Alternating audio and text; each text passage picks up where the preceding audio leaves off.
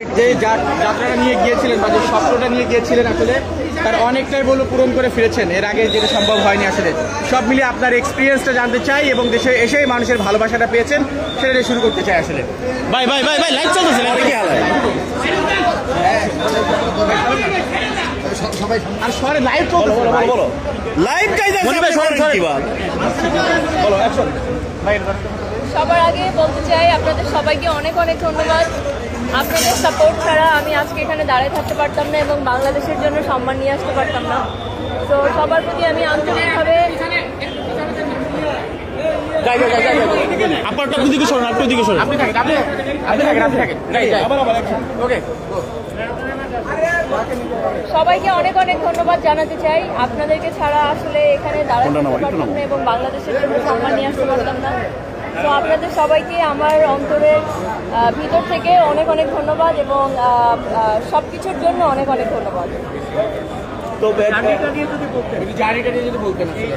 জার্নিটা যদি বলি, ফার্স্টে যখন গিয়েছিলাম তখন আমার ফার্স্টে ইচ্ছা ছিল যে বাংলাদেশকে ঠিক করে রিপ্রেজেন্ট করবো বিশ্বের দরবারে। বলেন আপু বলেন। বাংলাদেশকে বিশ্বের দরবারে ঠিক করে রিপ্রেজেন্ট করবো, ওটাই আমার মূল লক্ষ্য ছিল। কারণ আমি বাংলাদেশের ফ্ল্যাগকে ক্যারি করছি, আমি বাংলাদেশকে ক্যারি করছি। সো আমাকে দেখে বাংলাদেশকে সবাই দেখবে। সো এটাই আমার ইচ্ছা ছিল এবং বাংলাদেশকে রিপ্রেজেন্ট করার জন্য আমার যত কষ্ট করা দরকার, যতভাবে দরকার সেভাবে আমি চেষ্টা করেছি এবং বাংলাদেশের জন্য সম্মান নিয়ে এসেছি। আমি দেখেছি সোশ্যাল মিডিয়ায় আপনাকে নিয়ে অনেকেই ভোট চাচ্ছিল, দেশের তারকা থেকে শুরু করে জয়াসন থেকে শুরু করে বুঝি, মানে অলমোস্ট আমাদের দেশের যারা টপ লেভেলের সেলিব্রিটি তারাও আসলে বুঝিনা এটা কীভাবে দেখে।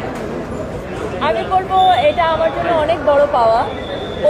প্রথম সারির সেলিব্রিটি থেকে শুরু করে সাধারণ মানুষ পর্যন্ত আমি অনেককে দেখেছি লাইভে এসে আমার জন্য কান্না করছে। এটা আমার জন্য অনেক বড় পাওয়া এবং তারা যেভাবে আমার উপর বিশ্বাস করেছে এবং চিন্তা করেছে যে আমি বাংলাদেশের জন্য কিছু করে নিয়ে আসতে পারবো, আমার কাছে মনে হয়েছে এত কষ্ট করার পরে এটাই আমার সার্থকতা। তো এই যে জার্নিটা মানে আমরা যেখানে দেখলাম যে মার্কিংয়ের দিক থেকে আমরা টপ 5-এ আছি, তো এটা আসলে কেমন লাগে?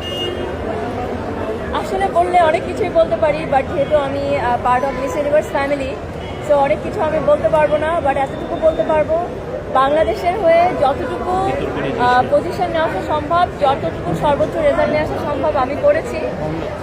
বাট বাংলাদেশ বিধায় আমাদেরকে আরও অনেক বেশি কাজ করতে হবে, অনেক বেশি এগিয়ে যেতে হবে, সো দ্যাট যেন বাংলাদেশ থেকে পরবর্তী যে কন্টেস্ট্যান্ট যায় তারা আরও বেশি ভালো মার্ক পায় এবং তারা ভালো জায়গায় যায়। আর এটা এমন একটা প্রতিযোগিতা যে প্রতিযোগিতায় 50 বছর 60 বছর চেষ্টা করেও মানুষ পজিশন পায় না।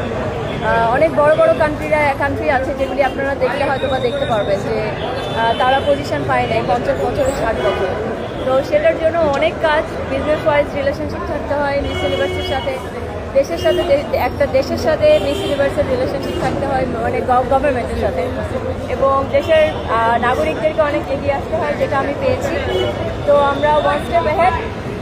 বাট আমি আশা করছি পরবর্তীতে যেসব কন্টেস্ট্যান্ট যাবে তাদেরকে আমরা হেল্প করতে পারবো এবং আমরা এবার দেখিয়ে দিয়েছি যে আমরা বাঙালিরা একসাথে হলে এবং একসাথে কোনো কিছু জয়ী হয়ে